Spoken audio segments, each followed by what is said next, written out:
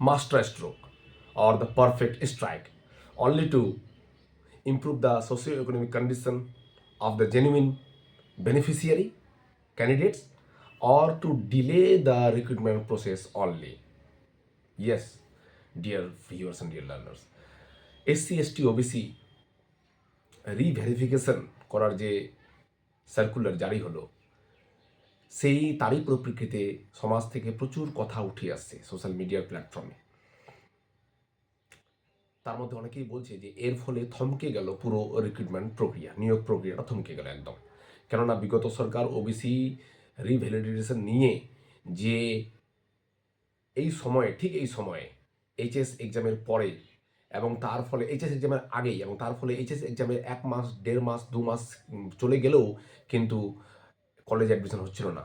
তার ফলে বেশিরভাগ ক্যান্ডিডেটসই, বিশেষ করে মেল প্রার্থীরা, মানে স্টুডেন্টরা, তারা বাইরে চলে গিয়েছিল কাজের জন্য বা বাইরে পড়াশোনার জন্য চলে গিয়েছিল। ফলে বেঙ্গলের কলেজগুলো বা যেগুলো ইঞ্জিনিয়ারিং কলেজ বা যেগুলো পলিটেকনিক কলেজ, সেগুলো কিন্তু পড়ুয়া কম হয়ে গিয়েছিল।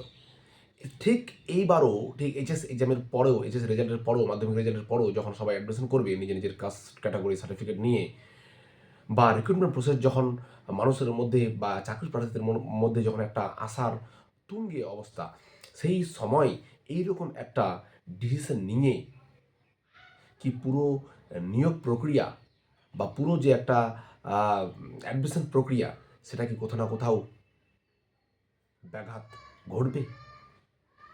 এরকমই আশঙ্কা করছে অনেকেই। কেননা ঘরপোড়া গরু সিঁদুরে মেঘ দেখে ভয় পায়। যেহেতু গত বছরে এরকম হয়েছিল, ওবিসি এ বি ইন্টারচেঞ্জের ফলে এবং রিভ্যালিডেশনের ফলে প্রচুর চাকরি প্রার্থীকে সমস্যার সম্মুখীন হতে হয়েছিল। সেই অ্যাডমিশনের ক্ষেত্রে হোক বা নিয়োগ প্রক্রিয়ার ক্ষেত্রে হোক বা অন্যান্য যেসব সামাজিক প্রকল্প বেনিফিশিয়ারি, সেগুলোর ক্ষেত্রে হোক না কেন। এবারও কি সেরকমটা হতে যাচ্ছে? আপাত দৃষ্টিতে মনে হচ্ছে যদি ইমিডিয়েটলি ডিএম অফিসে বা এসডি অফিসে সার্কুলার চলে আসে এবং স্ট্যান্ডার্ড অপারেটিং যে প্রসিডিওর এসওপি যদি চলে আসে এবং যদি কাজ শুরু করে দেয় ভেরিফিকেশনের, তাহলে এই যে এত ক্যান্ডিডেট 2011-র পর থেকে 1 crore কত লাখ ক্যান্ডিডেটস, তো সেই সব ক্যান্ডিডেটসগুলো যখন ভিড় জমাবে, তখন কি বাকি কাজগুলো হবে? তখন কি রিক্রুটমেন্ট প্রসেসের যে ভেরিফিকেশন, রিক্রুটমেন্ট প্রসেস যে ইন্টারভিউর পর যে নিয়োগ এবং নিয়োগের পরে যে police verification, PVR, medical verification, এইগুলোর ক্ষেত্রে তো অটোমেটিক কাস্ট সার্টিফিকেটটা আসবে। তখন যেহেতু অলরেডি সার্কুলার জারি হয়ে গেছে, নির্দেশিকা হয়তো তার ততদিনে ডিএম অফিসে, এসডি অফিসে চলে আসবে এই মাদার নির্দেশিকার পরিপ্রেক্ষিতে ম্যাচিং অর্ডার মিলিয়ে, তাহলে কোথাও না কোথাও তো লটকে যাবে সব কিছু। এটা কি নিয়োগটাকে থমকে দেওয়ারই একটা আহ, আহ, মানে পরোক্ষভাবে একটা প্রক্রিয়া বা একটা চেষ্টা, নাকি এটা একটা রাজনৈতিক প্রতিহিংসা? অনেকেই বলছে রাজনৈতিক প্রতিহিংসা, কেননা 2011-র পর থেকেই বলেছে। 2011-র এটা তো ঠিকই যে দুয়ারে সরকার যে ফেজ, সেগুলোতে প্রচুর পরিমাণে SC, ST, OBC certificate issue হয়েছিল সেরকমভাবে ভেরিফিকেশন না করে।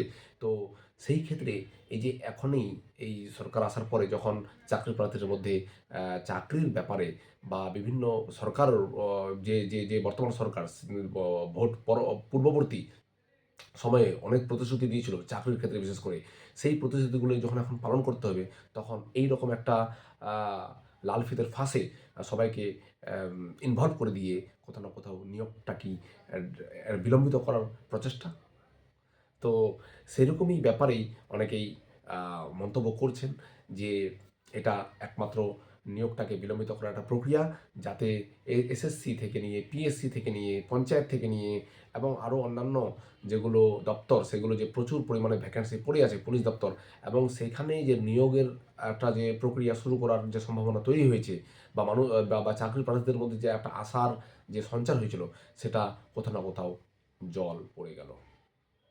এখন দেখার অপেক্ষা যে সার্কুলার ডিএম অফিসে, এসডি অফিসে কীভাবে আসছে এবং এর মধ্যে নিয়োগ প্রক্রিয়াটা কীভাবে চলছে।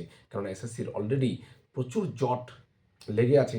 সেই জটগুলোর সঙ্গে সঙ্গে নতুন সরকার আসার ফলে সুপ্রিম কোর্টের রায় অনুযায়ী সব কিছুই হচ্ছে এবং ১০ নম্বর মামলাটাও আবার নতুন করে হাওয়া পেয়েছে।